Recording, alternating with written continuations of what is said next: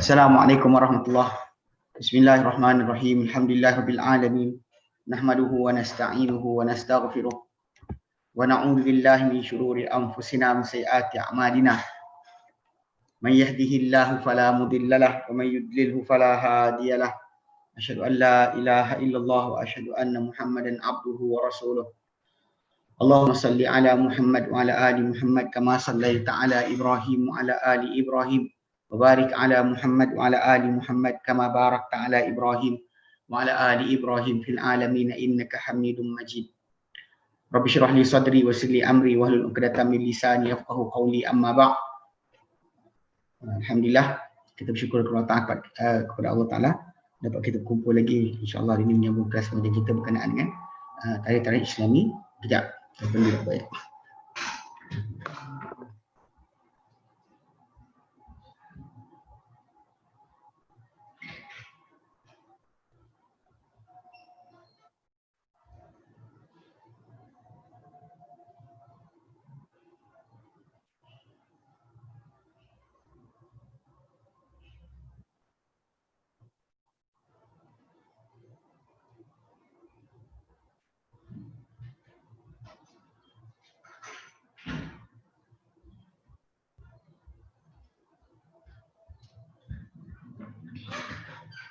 Okey. Pasal apa nak kena pasal lampu sikit, rasa macam apa? Kurang cahaya. Dia ganggu sikit. Hilang kepala sebelah kan? Okey. Okey.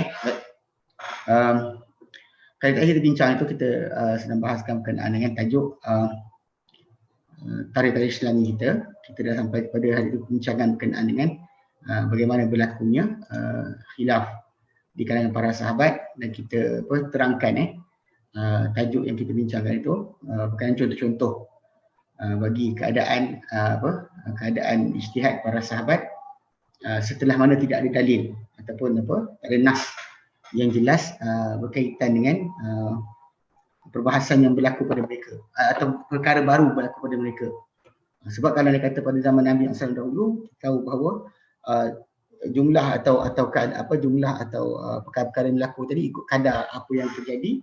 So siapa yang dalam tajuk sama, para sahabat sendiri akan patah balik daripada ijtihad mereka kalau sekiranya ia bertentangan dengan apa yang Nabi SAW sabdakan. Ini sudut yang kita perhatikan dan kita dapat lihat dengan jelas lah sampai pada pembahasan kita yang lalu. So hari ini kita insya-Allah akan masuk pada tajuk baru, itu berkenaan dengan Taufiq bin Nizam al-Ra'i wal amal bihi. Penyepakatan kita nak selarikan di antara celaan terhadap pendapat dan juga beramal dengan pendapat. Kita pasal sekarang ni kita lihat pada para sahabat telah berlaku pada mereka ni tak nak bercakap pada perkara mereka tak tahu. Itu jelas. Dan soalan ni kadang-kadang mereka bercakap juga walaupun mereka dah cela, tak suka kepada perbuatan mengeluarkan pendapat sendiri di hadapan dalil. So kenapa kadang-kadang keluar juga. Okay. Dia kita sepakatkan di antara maksud tersebut. Kerana kalau kita hanya katakan bahawa pendapat tak boleh, dan kita tengok para sahabat kalian beramal pendapat. So kenapa? Baik. Allah SWT memerintahkan untuk mentaati Allah Taala dan mentaati Rasulnya sallallahu alaihi wasallam, dan firman Allah Taala di dalam surah An-Nisa ayat 59. Allah nyatakan a'udzubillahi minasyaitonir rajim. Ya ayyuhalladzina amanu, hai orang beriman, atiullaha wa atiur rasul wa ulil amri minkum. Taatilah kamu semua akan Allah, taatilah semua akan Rasul dan orang-orang memegang urusan di kalangan kalian. Okey, ada kata terjemah ulama, ada kata umara. Tapi kita pernah sebut itu sebenarnya ikut pada tafsir ini tak silap, sebab pada zaman para sahabat, pada zaman Nabi SAW lantik para sahabat, memang para sahabat yang umara tu adalah ulama. Dia bukannya berasingan. Dia adalah orang yang sama. Macam Abu Bakar, Umar, Uthman, Ali yang menjadi khalifah, mereka adalah umara dan juga ulama. Okey. Fa in tanaza'tum fi syai'in, dan maka jika kalian bercanggahan pada satu perkara, faruddu ila Allah wal rasul, maka kembalikanlah ia kepada Allah dan juga kepada Rasul. In kuntum tu'minuna billahi wal yawmil akhir, kalian semua beriman dengan Allah dan hari akhirat. Dzalika khairu wa ahsanu ta'wila, dan itulah sebenarnya yang terbaik, itulah yang terbaik dan juga seelok-elok akan penjelasan. Okey. Dan dia kata berulang perintah untuk mentaati Rasul terhadap Rasul SAW menunjukkan kepada ketaatan Rasul ni wajib secara independen. Yang memang kita kata dalam ayat-ayat lain datang, okey, suruh mentaati Rasul ni secara independen, secara khusus. So tidak ada timbul tajuk kita kata bila taat Rasul jangan taat Allah Taala, sebab Allah Taala suruh taat Rasul. Kadang ada orang dia cuba asingkan golongan sesat, dia cuba asingkan di antara ketaatan kepada Allah dan ketaatan kepada Rasul. Maka dia kata kalau taat Allah tak boleh taat Rasul, kena salah satu je. Ini salah, sebab Rasul SAW adalah penjelas bagi dalil, penjelas bagi Al-Quran. So apa wahyu yang datang daripada Allah Ta'ala, maka Nabi menjelaskan. So ketaatan kepada Nabi adalah ketaatan kepada Allah Ta'ala. Orang kita mengikuti Rasul patut atau Allah. Siapa yang mentaati Rasul maka telah mentaati Allah. Okay. Okay. Dan dia kata dengan tanpa apa, dengan tanpa apa sebarang pementangan tanpa kita bandingkan apa baginda perintahkan ke atas kitab. Bahkan bila baginda perintahkan wajib mentaatinya secara mutlak. Bila Nabi suruh macam tu kena buat. Tak kira sama ada apa baginda perintahkan tu dalam kitab ataupun tidak ada dalam kitab. Tak kira dalam kitab atau tak dalam kitab. Kerana sungguhnya baginda diberikan kitab dan bersama-sama kitab seumpama dengannya. Okey. Maksudnya bersama kitab Allah Ta'ala berikan kepada Nabi SAW akan perkara yang serupa dengan kitab itu sendiri. Dan Allah Ta'ala tak perintahkan mentaati ulil amri secara independen. Mentaati Rasul, ya. Tapi mentaati ulil amri, orang memegang urusan dan sebagainya, dia bukanlah independen. Bahkan dipadamkan akan perbuatan dijadikan ketaatan mereka ni dalam ketaatan kepada Rasul. Bahkan beliau kata ati Allah wa ati Rasul wa ulil amri, mana masuk dalam ketaatan kepada Rasul.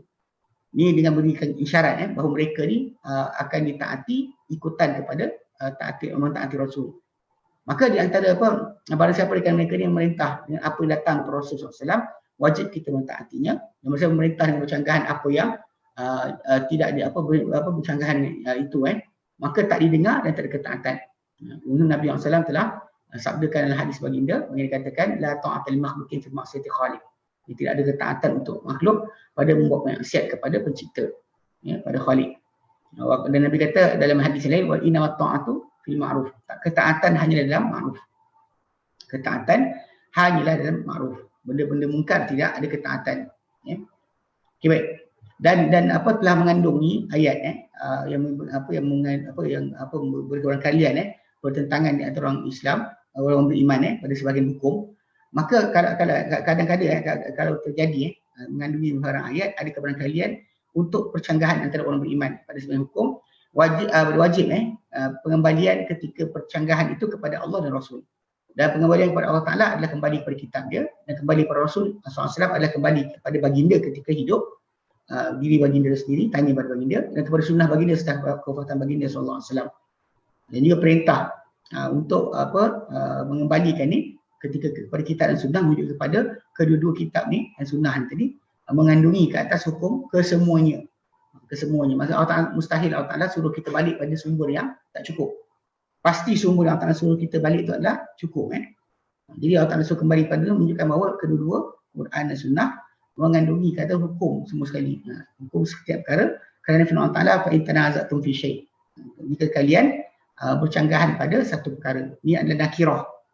Maksudnya bukan indefinite. Kalimah syai' itu indefinite, tidak ditetapkan dalam siap, dalam baris ayat syarat. Jika sekian-sekian, maka dia meliputi semua yang dipercanggahkan padanya orang-orang beriman dari persoalan agama, dan sekalipun tidak ada padanya kitab Allah Ta'ala dan sunnah Rasulullah SAW mencukupi pada penjelasan. Dia kata sekalipun tak cukup bagi penjelasan, bagi hukum yang mereka percanggahkan, kerana apa yang diperintahkan mereka untuk kembali kepadanya. Dan ini menjadikan tempat kembali halal haram kepada Allah dan Rasul. Ini maksud dia, kalau kita tahu halal ke haram satu perkara, kembalikan kepada Allah dan Rasul. Adapun orang apa yang lihat atau pendapat seorang mujtahid tu yang berijtihad, maka dia hukum dengan ijtihad dia dengan apa yang dia lihat sepatutnya. Kerana ini Nabi SAW melarang dalam hadis yang sahih, dia punya wakil dia atau amir, ketua yang dilantik oleh baginda untuk dia kata turun untuk turun ketika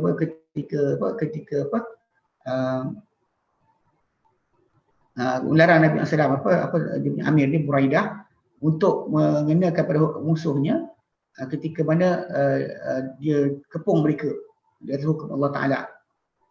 Bahkan Nabi kata, kau tak tahu adakah kau tepat pada hukum Allah Ta'ala pada mereka atau tidak. Tapi turunkan atau letakkan mereka pada hukum kau dan hukum teman-teman kau. Maksud dia, jangan kata ini hukum Allah. Kata ini hukum aku dan juga teman-teman aku. Maksud Nabi tak benarkan dia lafazkan yang kata macam tu. Tapi peraturan dia akan kenakan hukuman kepada musuh. Tapi hukum tersebut dia tak boleh kata benda itu adalah hukum Allah juga, Rasul atau hukum Allah Ta'ala. Sebab tak tahu engkau tepat atau tidak tentang mereka. Jadi katalah ia daripada hukum kau dan juga sahabat-sahabat kau. Jadi ijtihad para sahabat yang kita telah sebutkan pada tajuk yang lalu tidak bermaksud berpendapat dengan berkata-kata atau berpegang yang sependapat semata-mata. Memang tak ada. Memang para sahabat berijtihad, tapi ijtihad mereka bukanlah dengan pendapat semata-mata. Kerana sesungguhnya telah ditemui daripada mereka ni celaan perkara tersebut, mana perbuatan berpegang dengan pendapat semata-mata. Okey, telah ditemui daripada jejak dikesan daripada Abu Bakar radhiyallahu anhu bahawa beliau berkata, ayu ardin takilluni, bumi mana nak kampung aku, wa ayu sama'in tuzilluni, dan manakah langit nak payungkan aku, in qulta fi ayatin min kitabillah bi ra'yi, jika aku berkata tentang satu ayat daripada kitab Allah dengan pendapatku, aw bima la a'lam, atau dengan apa aku tak tahu. Okey, dan dalam masa yang sama, okey, dia berijtihad. Maka dia kata ini pendapatku. Maka jika ia adalah benar, maka dari Allah. Maka jika ia salah, maka daripada sisiku, dan aku minta ampun kepada Allah Ta'ala. Ada kita baca tu kan. Dia letakkan fatwa, ada keluarkan pendapat pada hukum-hukum perkara yang tak pernah jadi pada zaman Nabi. Tapi dia kata ini pendapat aku. Dia tak kata ini apa yang benar.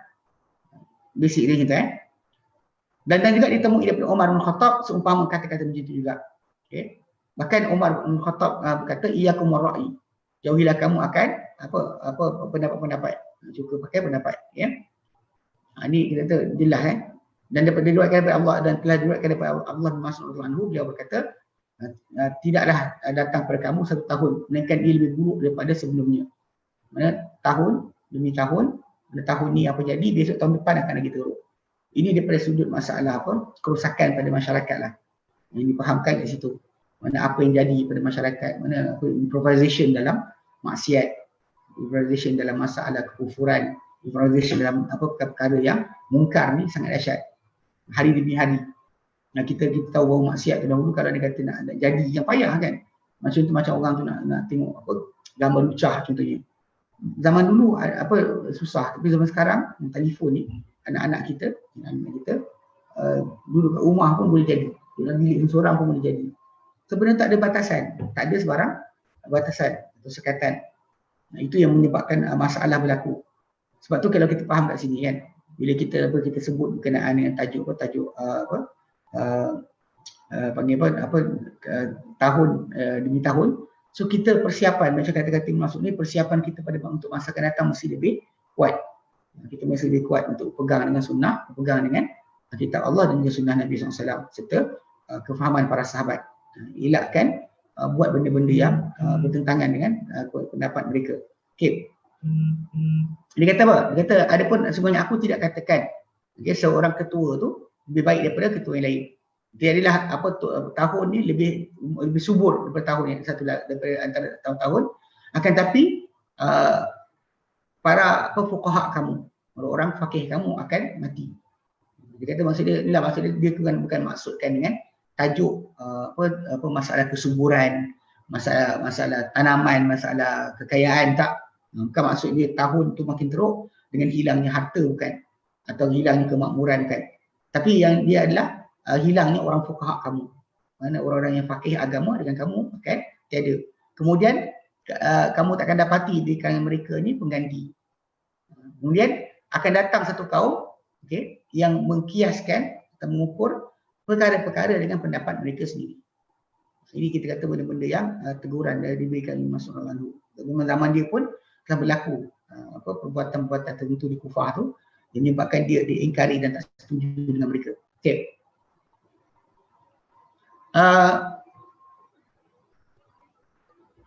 Okey, dan dia kata pada mufawadah kan wanita yang diceraikan dengan tanpa disebutkan mahar. Bukan, mati suami tanpa sebut mahar. Okey, kita bincang tu. Mufawadah Nah, ialah wanita akad kepada wanita tanpa sebut mahar. Ataupun penentuan mahar lepas daripada tu. Okay, lepas tu kemudian kalau suami tu mati kan atau diceraikan. So macam mana nak bagi? So dia cakap, Ibnu Mas'ud pernah bercakap tentang tajuk ni. Dia kata aku fiha bi ra'i fa iyakun sawaban fa min Allah. Dia kata aku akan bercakap tentang perkara ini dengan pendapatku sendiri. Jika ia adalah benar, tepat, maka ia daripada Allah Taala.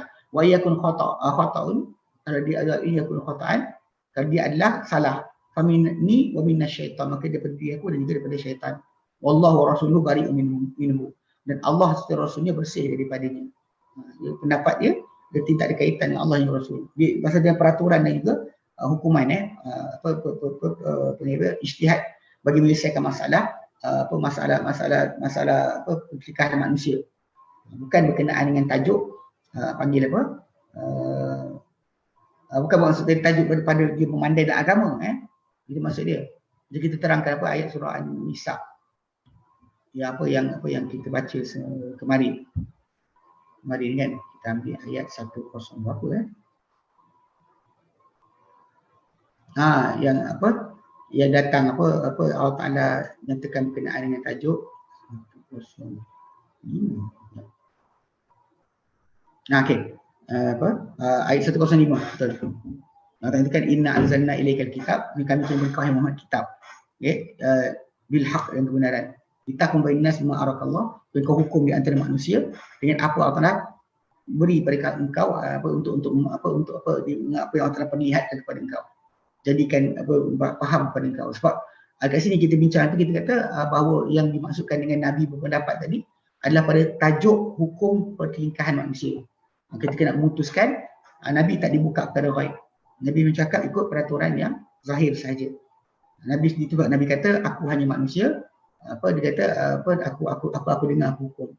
Barangkali antara kamu ada yang lebih sedap, lebih pandai berhujah berbanding saudaranya. Sebab aku putuskan untuk dia hak saudara, hak seorang Muslim, maka ketahuilah aku putuskan dia satu tanah daripada api neraka. Itu contoh sabda Nabi SAW menerangkan tentang tak adanya tajuk pemutusan hukum antara manusia ni tadi. Kesilapan yang berlaku tak ada masalah. Tapi kalau pada sudut baginda SAW sebagai memberi tahu maklumat daripada Allah Ta'ala daripada masalah peraturan, itu Nabi takkan silap. Nabi takkan silap pasal tidak berlaku daripada pendapat baginda sendiri. Okey. Dan sebelum umpama pendapat ni juga sebelum ni juga diriwayatkan daripada Uthman bin Affan. Dan berkata Ali bin Abi Talib, kalaulah agama dengan pendapat, nescaya bawah khuf, bawah stokin sarung kaki itu lebih utama untuk disapu banding kawasan atas.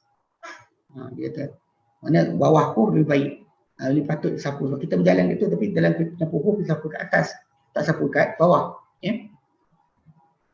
Jadi dan bila datang Zaid bin Sabit, baru satu kaum bertanya pada dia tentang perkara dan dia beritahu mereka tentangnya, dan mereka tulis. Kemudian mereka berkata, kalaulah kita beritahu kepada dia dan kita bawa. Lalu berkata Zaid bin Sabit, dia kata minta uzur minta keuzuran. Dia kata barangkali semua benda aku cerita pada kamu adalah salah. Apa juga pendapat dengan pendapatku. Maksudnya dia terus dia kata bila diorang tanya dia balik kan, nak beritahu tentang apa diorang tulis, dia bukan seronok bila orang tulis kata-kata dia. Kita dalam konteks masalah masyarakat kita ataupun kebaikan di kalangan kita ni, bila orang nukil kata-kata kita, sebarkan, kita seronok, gembira, kita rasa hebat. Tapi sebenarnya para sahabat tak macam tu. Bila mereka berikan pendapat dan orang macam puji, dia rasakan benda berkenaan adalah tak patut untuk dia menjadikan orang faham sedemikian. Dia tak faham sedemikian. Bagi mereka benda tersebut adalah sepatutnya bagi dia jangan disangkakan bahawa benda tersebut adalah daripada Allah Subhanahu Wa Taala. Okey.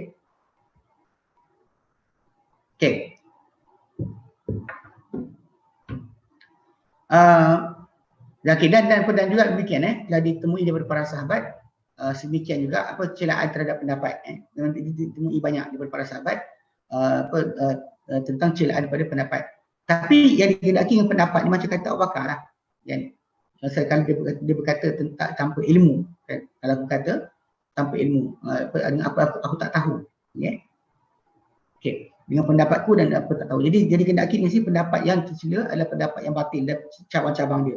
Seperti pendapat yang menyanggahi nas. Nas datang dengan tajuk, kita datang dengan maksud yang lain. Ataupun berkata-kata dalam agama dengan anggaran dan juga sangkaan. Anggaran dan sangkaan. Saya rasa agaknya barangkali itu kan. Dengan tanpa pemerhatian dengan kepada nas-nas. Lihat pada nas-nas serta memahami nas-nas. Dan juga penggunaan hukum daripada nas-nas, musuh-musuh Quran dan Sunnah. Ataupun pendapat yang mengandungi pengabaian nama-nama Allah dan sifat dia serta perbuatannya dengan kiasan-kiasan yang batil.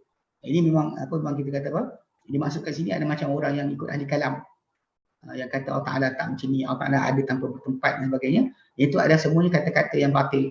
Sebab apa yang Allah Ta'ala tak sifatkan dirinya dengannya, kita boleh sifat Allah Ta'ala dengan siri tersebut. Ataupun orang pendapat yang buruknya adalah tak elok ni, kita cakap adalah orang yang cenderung dengan hawa nafsu keinginan dia pada apa dia bercakap daripada bidah-bidah. Okey. Maksudnya dia cenderung pada keinginan dia, hawa nafsu dia pada dia apa dia bincangkan daripada bidah. Tapi dia cenderung sebab dia ada pada diri dia sebarang keinginan untuk tak nak kalah ke, untuk berterusan di atas pendapat berkenaan, tak nak dipandang salah, silap. Okey. Ataupun pendapat pada hukum-hukum syariat agama dengan istihsan, dengan rasa baik. Kalau baik apa salahnya? Kalau baik apa salahnya? Ini semua ni tak boleh. Dan juga menolak pada cabang sebahagian agama ni, syariat ni dengan sebahagian lain. Okey, balikkan sebahagian dengan sebahagian lain. Mana mengkiaskan dengan tanpa membalik pada usul. Kadang dia laga-lagakan nas. Ini pendapat. Ataupun melihat padanya pada kepincangannya.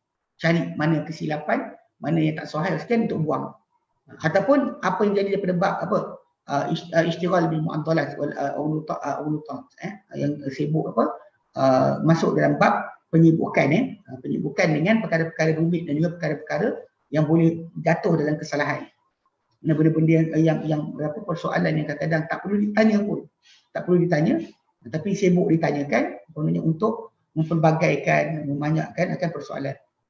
Dan sebenarnya Rasulullah SAW telah bersabda, innallaha yakrahu lakum qila wa qal, maka sesoal Allah Taala benci, tak suka untuk kamu qil wa qal, perbuatan mungkin kata dikatakan dia mengatakan, mana tanpa kita cek benda berkenaan, tahu betul-betul atau salah. Maka satu soal dan juga memperbanyakkan akan persoalan supaya kononnya mencabang-cabangkan kenapa kepada kita, pada konsep ketaatan kepada Allah dan Rasulnya. Atas kita hanya taat, atas Rasul penyampaian, atas kita ketaatan, bukannya untuk percanggahan ataupun persoalan. Okey. Adapun pendapat yang datang yang terjadi daripada pemerhatian pada dalil-dalil dan ijtihad pada memahami dalil, maka ia adalah yang terjadi pada para sahabat. Yang mana perbuatan-perbuatan yang kita bincangkan tadi, yang para sahabat juga berpendapat, dia kata pendapat aku, kalau salah, dia adalah pendapat yang keluar daripada pemerhatian dan juga ijtihad pada dalil, pada memahami dalil. Okey. Berkata mengenai perkara ini Ibnu Qayyim Al-Jauziyah, dia kata sebenarnya mereka khususkan ia dengan apa mereka lihat ia oleh qalbu, sudah pemikiran dan pemerhatian serta mencari pengetahuan terhadap mencari terhadap pengetahuan tentang bentuk yang terbenar, paling betul, dengan apa daripada benda bertentangan daripada padanya akan isyarat-isyarat. Maksudnya kat sini ada isyarat dia disebut satukan. Dan ini adalah pendapat yang terpuji daripada dalil tadi. Kerana pada para sahabat Rasulullah SAW, mereka ni daripada para sahabat ni, dia lagi kuat untuk jadi diterima. So mereka mengalami ataupun melihat sendiri turun wahyu, dan bahkan mereka diajar dan dipandu oleh Nabi SAW secara langsung. Sebab tu mereka punya kedudukan, kalau daripada para sahabat perbuatan tadi, maka mereka lebih layak untuk diikuti. Telah menukilkan Ibnu Qayyim Al-Jauziyah daripada Imam Syafi'i rahimahullah, kata-kata beliau, Sesungguhnya Allah Taala telah memuji, menyanjung kepada para sahabat Rasulullah SAW dalam Quran dan Taurat dan Injil. Quran, Taurat, Injil ini kita boleh tengok dalam akhir surah Al-Fatih. Akhir surah Al-Fatih. Okay, dan telah berlalu untuk mereka di atas lidah Rasulullah SAW kelebihan ada yang disebut tentang kelebihan mereka yang tidak ada untuk siapa sesudah mereka. Maka Allah Taala merahmati mereka dan Allah Taala bahagiakan mereka, tahniahkan mereka dengan apa yang Allah Taala berikan mereka, apa yang berupa sampai kedudukan tertinggi, iaitu siddiqin, syuhada dan solihin. Mereka para nabi, tapi kedudukan tertinggi siddiqin, syuhada dan solihin mereka sampai dengan apa Allah Taala beri pada mereka. Ini adalah kedudukan yang Allah Taala beri, tak siapa boleh kejar. Mereka telah tunaikan kepada kita sunnah Rasulullah SAW dan mereka menyaksikan sunnah dan wahyu yang turun kepada baginda SAW. Lalu mereka beramal mengetahui apa yang dikehendaki oleh Rasulullah SAW secara umum dan secara khusus. Okay? Dan sama ada benda tu adalah kemestian ataupun panduan. Mana Nabi cakap dia untuk kena buat ke ataupun saranan. Okay? Dan mereka tahu sunnah bagi dia apa yang kita ketahui dan kita jahil. Mana dia tahu sunnah Nabi apa yang kita tahu dan apa yang kita jahil. Dua-dua mereka tahu. Kita ada benda kita jahil, mereka mengalami sendiri. Dan mereka mengatasi kita atau di atas kita pada setiap ilmu dan juga ijtihad. Seilmu dan ijtihad, mereka berada di atas kita. Serta warak dan juga akal. Warak kan, maksudnya kita berjaga-jaga sangat ke, para sahabat lagi dahsyat. Dan juga akal. Apa dia kata? Dan perkara yang dapat diketahui dengan ilmu. Dan dikeluarkan hukumnya dengan ilmu. Dan pendapat mereka untuk kita lebih terpuji. Pendapat mereka terhadap kita lebih terpuji dan lebih utama untuk kita berbanding pendapat kita bagi diri kita sendiri. Apa kita ada pendapat, maka pendapat para sahabat lebih utama. Okay. Jadi itulah kedudukan para sahabat di sisi Imam Syafi'i rahimahullah pada apa diriwayatkan daripada mengenai mereka daripada pendapat. Mana bila diorang bercakap tentang pendapat, diorang bukan sama macam kita. Jangan perasan. Sebab ada banyak orang kita kata rasakan saya boleh berijtihad ataupun saya rasakan. Benda ni adalah salah. Dan bahkan ada orang gunakan hadis tentang janganlah solat seorang kamu kecuali daripada Quraizah tu untuk kita pun boleh bercanggah. Kita pun harus bercanggahan. Pada perkara yang para sahabat telah sepakat pun kita boleh canggah. Itu salah lah. Kalau para sahabat ada percanggahan daripada awal, kita setuju. Kita boleh terima ada orang bercanggahan daripada para sahabat bercanggahan. Tapi kalau pada benda para sahabat bersepakat, dia tak patut untuk berlaku pada seseorang tu. Dia lakukan atau buat benda yang bertentangan para sahabat telah sepakati. Okey, jadi apa dia kata dia kata itulah kedudukan para sahabat di sisi Imam Syafi'i pada apa yang diriwayatkan daripada mereka, mengenai mereka daripada pendapat. Okey. Dan seorang di kalangan mereka dulu akan berpendapat dengan pendapat, lalu turun Al-Quran dengan menyepakati pendapat dia. Itu banyak kali macam pendapat Umar tentang tawanan-tawanan perang Badar, bahawa dipancung kepala mereka. Lalu turun Al-Quran menyepakati Umar. Dan pendapat bahawa diambil makam Ibrahim sebagai tempat solat, turun Quran. Okey, menyepakati pendapat Umar. Dan dia kata tentang kepada isi Nabi SAW ketika mereka berhimpun berhimpun pada kerana cemburu.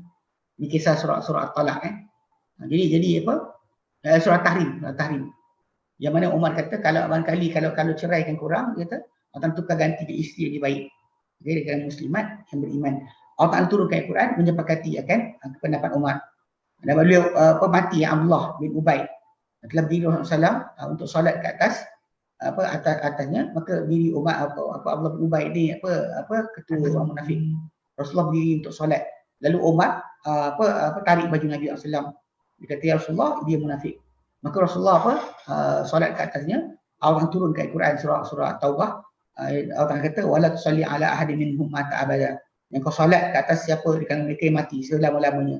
Wala takum ala qabri. Yang kamu berdiri pada kuburnya. Jika Nabi disuruh elakkan untuk bersama-sama dengan orang munafik punya upacara kematian, tak diberikan. Tapi pendapat mula-mula datang dari Umar. Jadi kalau macam ni keadaan dia, orang yang di kalangan para sahabat ni, Quran turun dengan kata-kata dengan sebab persoalan mereka, ataupun Quran turun dengan sebab cadangan mereka. Jadi benda ni kedudukan mereka sangat tinggi lah. Tak boleh kita samakan kedudukan kita dengan kedudukan para sahabat. Okay. Dan di atas ini dikata ternafilah pertentangan di antara apa diriwayatkan daripada para sahabat dalam yang berupa celaan terhadap pendapat dengan apa yang mereka ijtihad padanya dengan pendapat mereka sendiri. Kerana pendapat yang mereka cela adalah pendapat yang semata-mata yang tidak ada dalil di atasnya. Bahkan dia adalah hanya jangkaan dan juga telahan dan juga jangkaan. Teka-teka. Hanya teka-teka saja. Di atas bentuk yang kita sebutkan. Ada pun pendapat yang ia adalah penglihatan hati, okay, ataupun pendapat yang bersandar kepada pendalilan dan juga pengaruh hukum, okay, apa yang menafsirkan nas-nas, menghukum menafsirkan nas-nas dan juga menjelaskan bentuk petunjuk daripada nas-nas, maka ini atau itu ia adalah apa diambil yang berpegangnya para sahabat. Itu kefahaman yang khusus Allah Ta'ala letakkan kepada siapa dikehendaki dengan hamba-Nya. Allah Ta'ala berikan ilmu tadi untuk mereka, khas untuk mereka, tak ada untuk orang lain. Okey. Okey. Jadi okey, kita habis itu Okey, ada soalan tak untuk tajuk tu? Sebelum kita masuk kepada tajuk fuqaha para sahabat. Ahli-ahli fiqh, orang tempat rujukan, fiqh atau kefahaman sisi para sahabat. Sebelum kita masuk tajuk tu, masalah pendapat dan juga pencelaan pendapat dan beramal dengan pendapat. Ada soalan?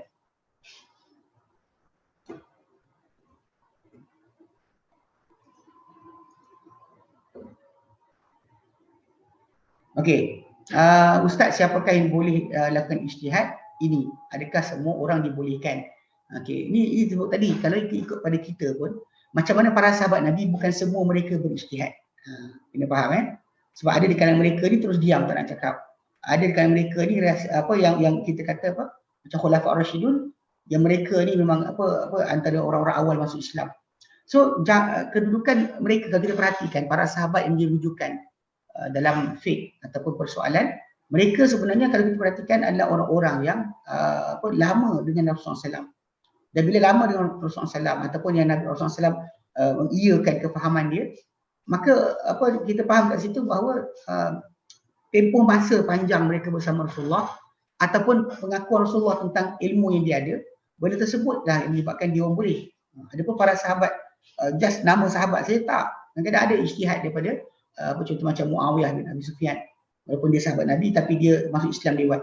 Tapi dia tak diambil sebagai fuqaha para sahabat. Walaupun dia Islam, masuk Islam tapi dan jadi para sahabat, terkurung dengan para sahabat, tapi tak diambil pendapat dia. Dari situ kita faham bahawa orang tak tanya dia soalan ataupun tak ambil daripada hukum hakam, menunjukkan bahawa kat situ ada pilihan lah, bukan semua orang. Bukan, ijtihad dia bukan semua dibolehkan. Kalau macam tu pada para sahabat, pada kita pun lagi dahsyat lah. Sebab makin jauh kita dengan nas, maka makin bertambah sumber-sumber kita. Contoh dalam sudut faham Quran dan Sunnah kan.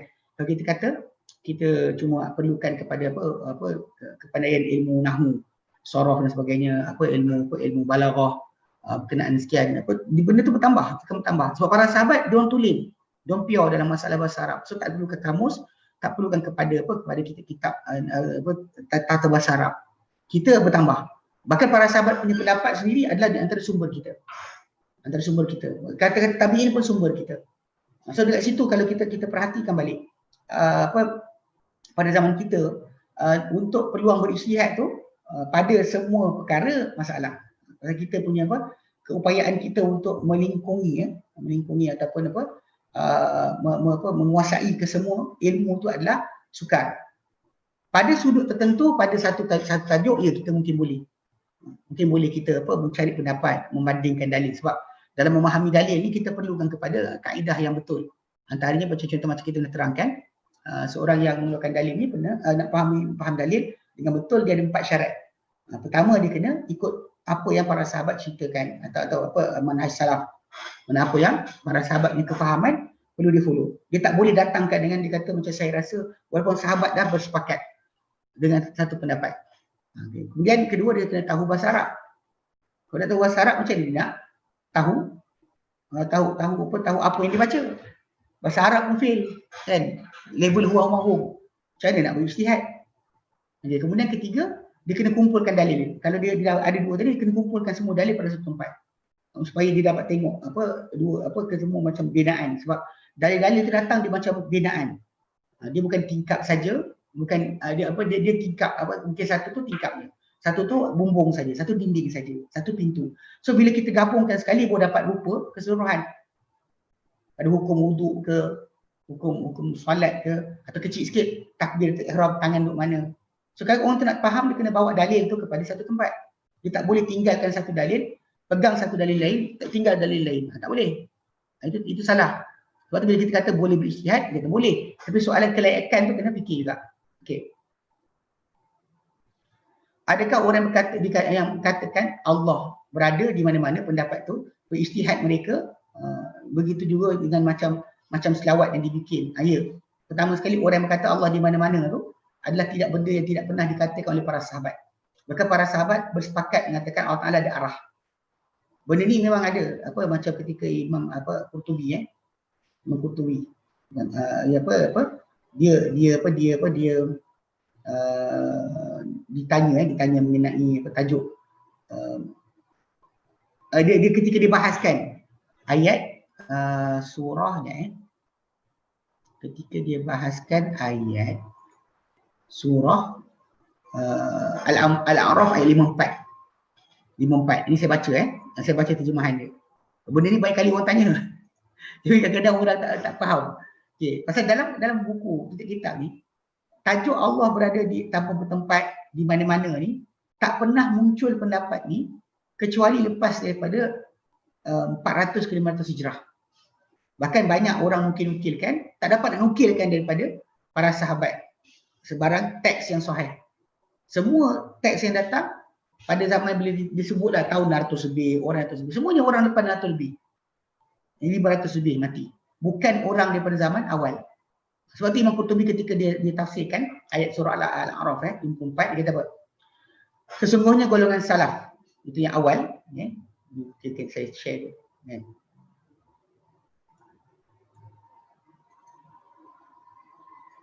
Ini saya share. Tak boleh lah. Dia tak cukup banyak.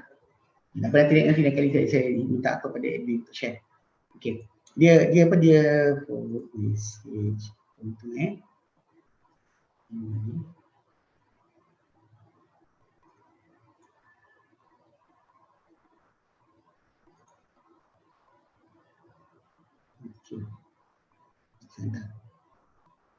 Okey, saya hantar pesan nanti saya akan share balik. Jadi contoh-contoh pada kata-kata tersebut. Dia kata apa?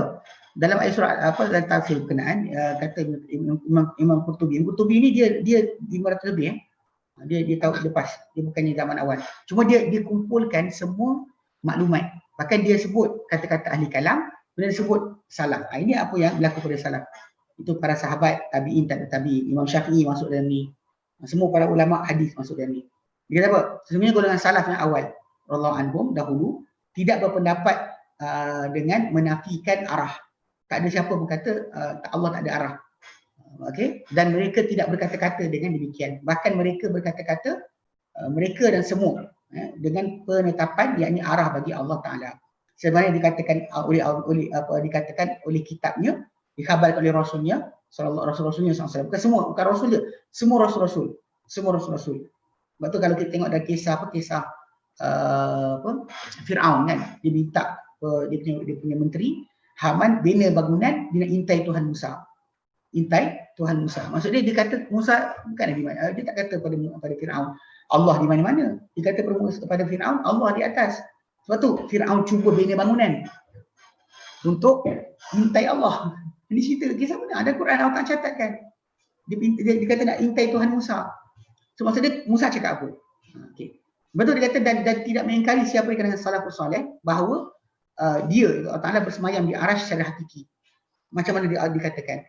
Yang dikhaskan arasy itu, kenapa arasy disebut? Kerana dia sebesar-besar makhluknya, makhluk Allah Taala. Dan mereka hanya jahil berkenaan dengan cara bersemayam tu. Macam mana cara? Tak tahu. Faham kalimah, tak tahu cara. Ini kaedah kita beriman. Kerana ia tidak diketahui hakikatnya. Sebab kita tak ada boleh banding Allah Taala dengan apa-apa. Tak boleh bandingkan Allah Taala, tapi kita tahu kalimah dia cakap. Dia beritahu kita. Kemudian dia kata kepada Imam Malik rahimahullah, dia kata bersemayam itu sudah diketahui. Al-istiwa maklum.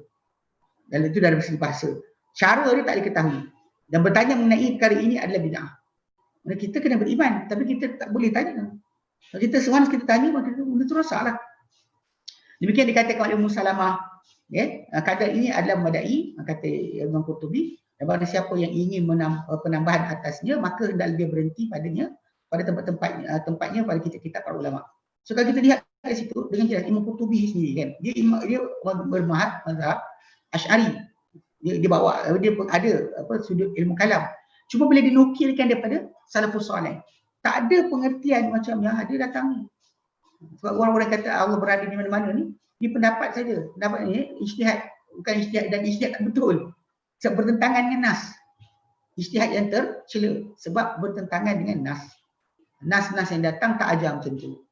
Diorang ijtihad sebab takut kononnya kalau kini benda dicakap sedemikian, ia menjadi sebab untuk orang ramai nanti terkeliru. Maka kita ubah pengertian daripada satu maksud ke maksud yang lain. Kerana bimbang akidah orang ramai. Sedangkan Allah Ta'ala yang menurunkan Quran, kenapa kita nak alihkan maksud dia?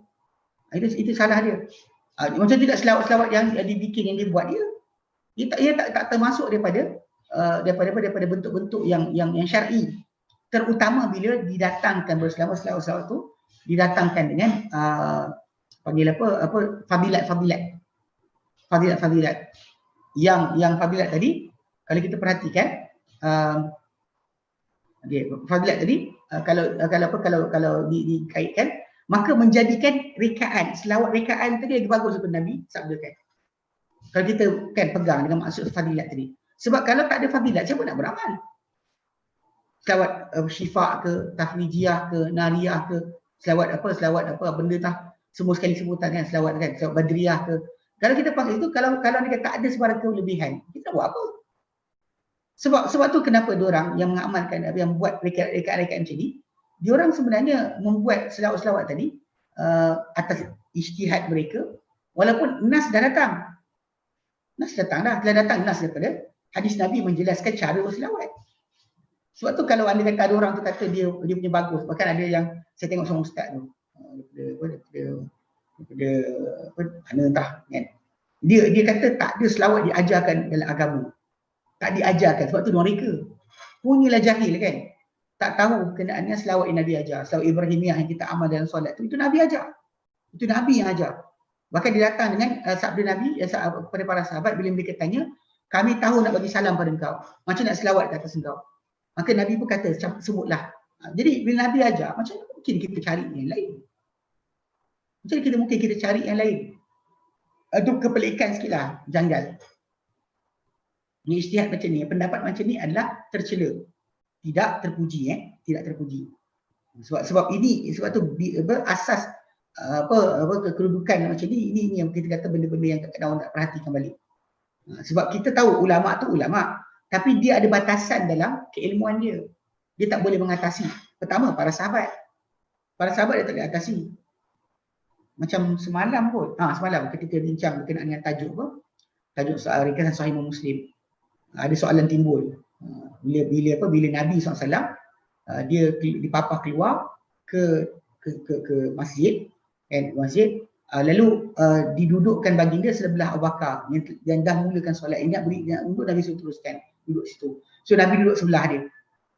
So lepas tu dia solat dengan solat Rasulullah. Orang ramai solat belakang Abu Bakar dengan solat Abu Bakar. Maksudnya kedudukan dia imam sebenar adalah Rasulullah. Cuma ada soalan timbul semalam, dia kata macam mana rakaat tu sah ke? Bila soalan tu timbul kan, saya terangkan semalam, saya kata takkanlah Nabi buat jadi tak betul. Takkanlah imam mazhab ke ulama yang kita kenal ke boleh membatalkan benda Nabi buat.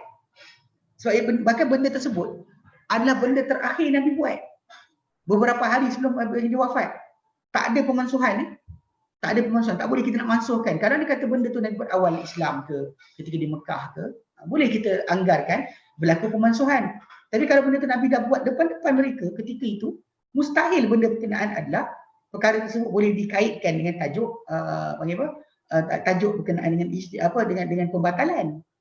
Cuma kat sini kita kata kadar tadi. Kadar yang berlaku adalah kadang-kadang orang memandang ulama mazhab ke ulama fiqh ni yang kita hormati, kita muliakan, boleh mendatangkan hukum yang bertentangan dengan hadis Nabi. Kemudian Nabi SAW buat tak batal, tiba-tiba datang kita buat macam kita buang pahak dalam solat atau betulkan soft. Nabi buat. Lepas tu kita kata tak boleh bergerak 3 kali, kalau bergerak batal. Macam mana kita nak cakap macam tu? Betul-betul kena perhatikan balik konsep ijtihad ni tadi, atau keupayaan berijtihad pada para ulama tidak membolehkan untuk mereka membangkang ataupun mendatangkan dengan satu hukum yang dengan jelas Nabi SAW buat di opposite daripada apa hukum mereka keluarkan. Ini benda yang kena jaga, kena jaga sesungguh. Okey.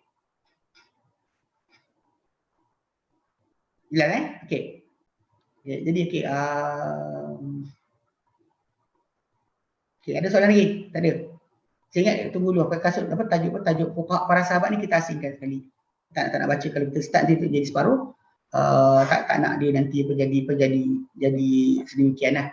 Jadi kita baca separuh, betul nanti tinggal lagi. Jadi insya-Allah nanti kita habiskan tentang fuqaha para sahabat sekaligus Okey, baik. Okey, wallahu a'lam. Kita berhenti sini, ada hal sikit. Kita berhenti sini insya-Allah. Wallahu a'lam. Wa sallallahu ala sayyidina Muhammad. Alhamdulillah rabbil alamin. Assalamualaikum warahmatullahi wabarakatuh.